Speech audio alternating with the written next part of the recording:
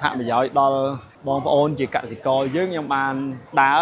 រទៅដល់កន្លែងជនភៀសសឹកខ្ញុំថាឥឡូវបងប្អូនជនភៀសសឹកដែលគាត់នៅកន្លែងហ្នឹងបើសិនជាពេលរដូវមានដូចថាស្វាយ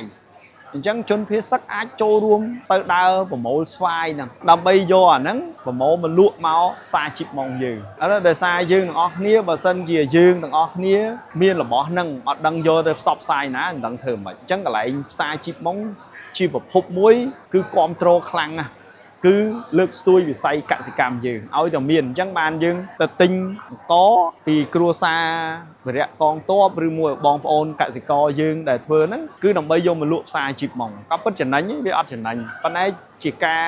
ឃើញភាពដូចថាយើងកំពុងតែចូលរួមដើម្បីជួយផ្សព្វផ្សាយពីរបស់ហ្នឹងអញ្ចឹងកន្លែងហ្នឹងដែលចង់ឲ្យបងប្អូនកសិករយើងទាំងអស់ដែលនៅតាមខេត្តហ្នឹងបើឃើញថារបស់ដែលយើងកំពុងធ្វើហ្នឹងយើងរកពិបាករកទីផ្សារយើងអាចតាក់ទងប៉ុន្តែរបស់ដែលអាចញ៉ាំបានរបស់ដែលអាចយកមកញ៉ាំបានដូចស្វាយដូចស្ពៃដូចល្ពៅដូចស្អីដែលយើងអាចញ៉ាំបានគឺយើងអាចកន្លែងនេះមួយជា